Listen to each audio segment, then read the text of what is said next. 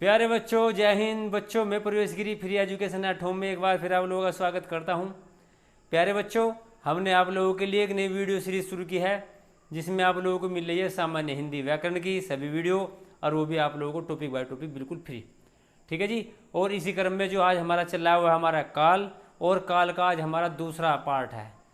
पहले पार्ट में हमने आप लोगों को कराया था भूतकाल, ठीक है, और उसके भेद के बारे में, जिसका लिंक आपको डिस्क्रिप्शन में मिल जाएगा। आप वहाँ से जाकर भी वीडियो को देख सकते हैं। आज है हमारा दूसरा पार्ट, और इस पार्ट में पढ़ेंगे हम वर्तमान काल और भविष्य काल। ठीक है जी, आओ शुरू करते हैं। वर्तमान काल। वर्तमान काल का मतलब होता है कि कोई कार्य अगर वर्तमान में हमारा हो रहा है या चल रहा है, वर्तमान के समय में जो कार्य हमारा हो रहा है चल रहा है उसको वर्तमान काल बोलते हैं। और इसकी परिभाषा इस प्रकार से है, क्रिया के जिस रूप से हमें यह पता चले कि क्रिया अभी चल रही है उसे वर्तमान काल कहते हैं। जैसे रमेश मैदान में खेलता है, रमेश मैदान में खेलता है यानी कि अभी खेलता है। दूसरा, हम अपना गृह कार्य कर रहे हैं, तो वर्तमान की बात होगी इसमें। ठीक है जी, ये होगा हमारा वर्तमान काल।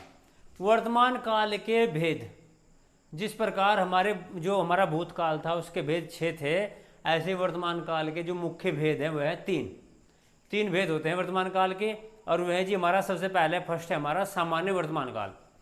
सामान्य वर्तमान काल, सामान्य वर्तमान काल है जी हमारा क्रिया के जिस रूप से उसके वर्तमान काल में सामान्य रूप से होने का बोध हो, उसे सामान्य वर्तमान काल कहते हैं। जैसे किसान खेत में हल चलाता है, भावना नाचती है।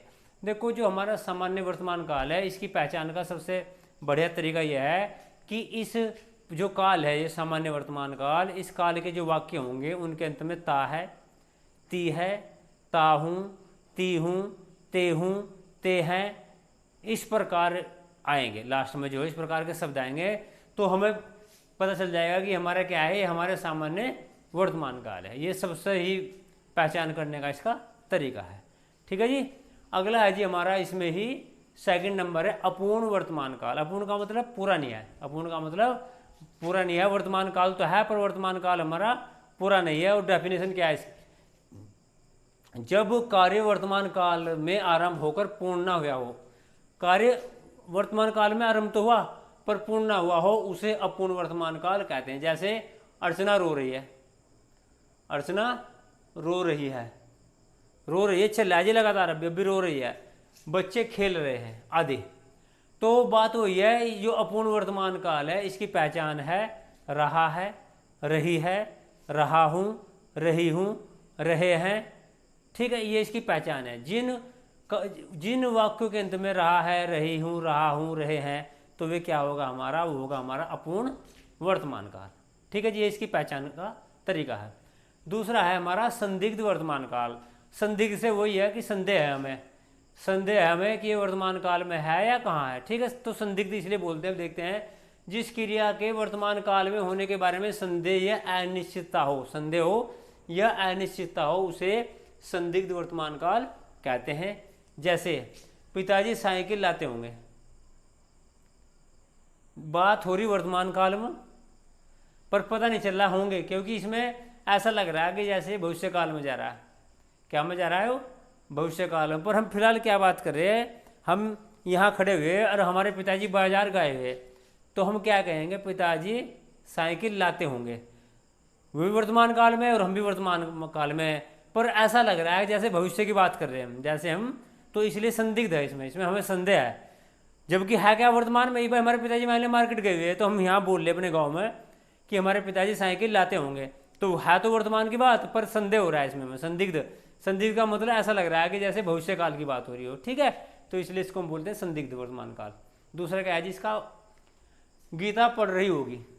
ठीक है, हम यहाँ खड़े अपने गांव में और गीता की लड़की है कोई दूसरे गांव में, तो हम आइडिया लगा रहे कि गीता पढ़ रही होगी का मतलब भविष्य काल की बात होती है, पर ऐसा नहीं है, क्योंकि वो वर्तमान काल में अपनी जगह है ना, वो वहाँ पढ़ रही होगी, तो संदिग्ध है इसलिए। ठीक है जी, क्योंकि इसमें हमें ऐसा लगता है कि यो भविष्य काल की बात हो रही।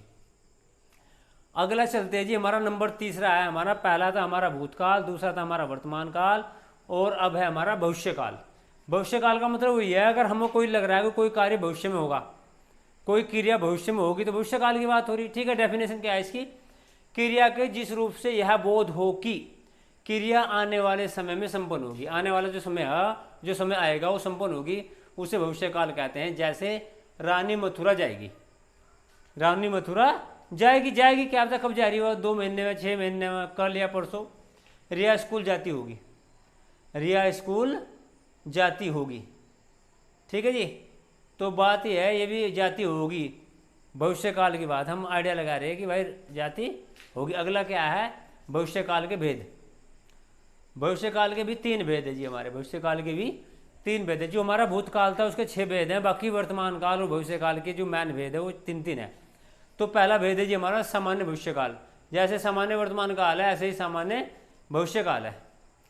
क्रिया के जिस रूप से कार्य का आने वाले समय में सामान्य रूप से होने या करने का बोध हो। बात वही है कि सामान्य जो कार्य हमारा भविष्य में होगा उसका सामान्य रूप से होने का बोध हो तो होगा हमारे भविष्यकाल होगा, और सामान्य भविष्यकाल उसको बोलेंगे, उसे सामान्य भविष्यकाल कहते हैं। जैसे हम लाल किला देखने जाएंगे, लाल किला देखने जाएंगे, दूसरा स्कूल में पौधे लगाए जाएंगे। जहाँ जाएंगे, जाएंगी, गे गा गेगी, जिन वाक्यों के अंत में गा गेगी इस प्रकार आएगा वे हो गए हमारे सामान्य भविष्यकाल। ठीक है, ये इसकी पहचान है बस। अगर गा गेगी आपको लोगों को लग रहा है कहीं तो वो होगा हमारा सामान्य भविष्यकाल। संभाव्य भविष्यकाल, संभाव्य क्रिया के जिस रूप से कार्य के भविष्य में होने की संभावना हो, भविष्य में होने की संभावना हो परंतु निश्चित ना हो। कार्य हमें लग रहा है कार्य होगा पर वो बिल्कुल कंफर्म नहीं आया, निश्चित नहीं कह सकते, तो उसे संभाव्य भविष्यकाल कहते हैं। जैसे शायद चोर पकड़ा जाए, भाई किसी चोर ने चोरी करी तो हमें लग रहा है कि शायद चोर पकड़ा जाएगा या पकड़ा जाएगा, एक ही बात है भविष्य में। ठीक है, तो क्या लग रहा है हमें, निश्चित तो है नहीं पर संभावना है कि पकड़ा जाएगा। अगला है जी हमारा शायद कल वर्षा हो या शायद कल वर्षा होगी, बात एक ही है, कोई दिक्कत नहीं है आदि। अब है हमारा थर्ड, हेतु मद भविष्यकाल। हेतु मद भविष्यकाल। इस काल के वाक्यों में एक क्रिया का होना दूसरी क्रिया पर निर्भर होता है। बात हुई है जो पहला था ना, भूतकाल में भी था ये। इस काल के वाक्यों के में एक क्रिया का होना दूसरी क्रिया पर निर्भर होता है, अर्थात क्रिया किसी अन्य क्रिया के होने पर ही संपन्न होगी। इसे हेतु मद भविष्यकाल कहते हैं। जैसे यदि भूकंप ना होता तो सब कुछ ठीक रहता, भविष्य में सब कुछ ठीक रहता, व्यायाम करोगे तो स्वस्थ रहोगे। इस प्रकार के जो वाक्य हैं यह क्या है, हमारे हेतु मद भविष्यकाल के वाक्य हैं। ठीक है प्यारे बच्चों, हमारा जो ये था काल आज कंप्लीट हो गया है। अगर किसी बच्चे ने पिछली वीडियो नहीं देखी तो डिस्क्रिप्शन में लिख दिया हुआ है, वहाँ से जाकर आप पिछली वीडियो देख सकते हैं। और अगर किसी बच्चे के समझ में कोई नहीं आया कोई बात तो कमेंट बॉक्स में कमेंट जरूर करें। ठीक है जी, आज की वीडियो में इतना ही और मिलते हैं अगली वीडियो में। धन्यवाद।